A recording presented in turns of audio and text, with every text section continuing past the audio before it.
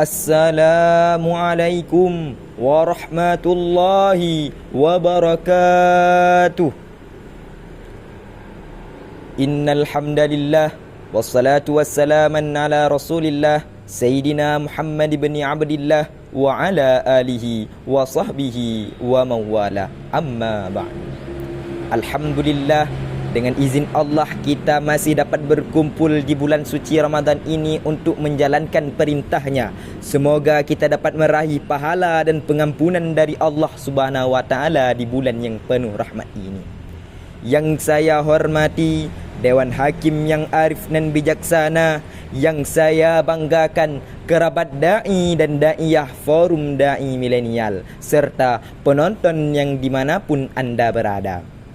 Hadirin yang dirahmati oleh Allah, pada kesempatan yang mulia ini Al-Fakir ingin menyampaikan sebuah pidato yang bertemakan tentang hakikat ibadah puasa.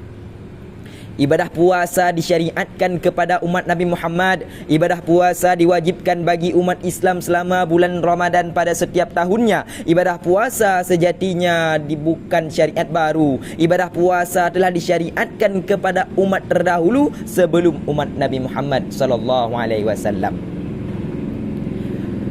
Sesuai dalam Al-Quran, surah Al-Baqarah ayat 183 menjelaskan, Bismillahirrahmanirrahim. Ya ayyuhalladzina amanu kutiba alaikumusiyam kama kutiba alal ladzina min qablikum la'allakum tattaqun. Yang artinya, hai orang-orang yang beriman, diwajibkan atas kamu berpuasa sebagaimana diwajibkan atas orang-orang sebelum kamu agar kamu bertakwa.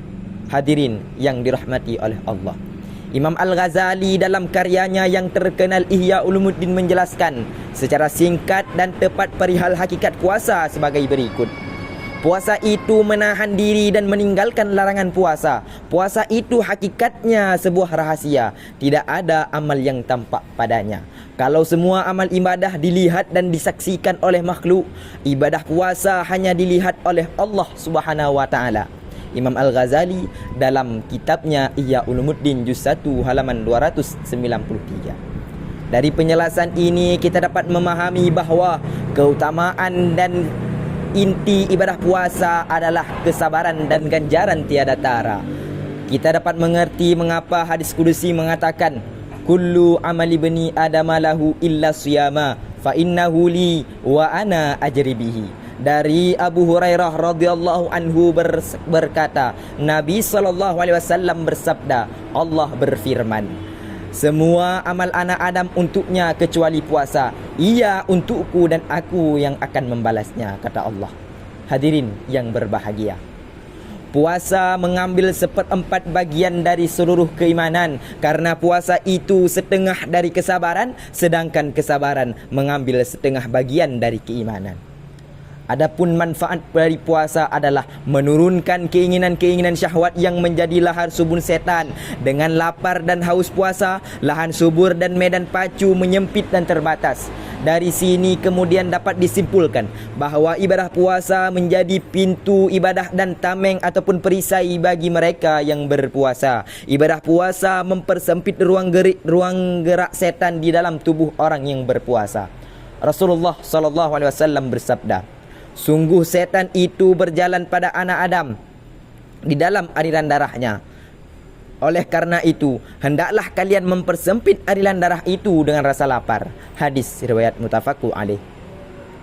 Ketika puasa membatasi, mempersempit ruang gerak dan menutup jalan bagi setan, maka orang yang berpuasa layak diistimewakan oleh Allah Subhanahu wa taala dengan ganjaran yang tidak terduga, baik kualitas maupun kuantitasnya. Wallahu a'lam. Demikianlah pidato yang dapat saya sampaikan. Lebih dan kurang saya mohon maaf. Saya akhiri dengan ucapan wabillahi taufiq wal hidayah. Wassalamualaikum warahmatullahi wabarakatuh.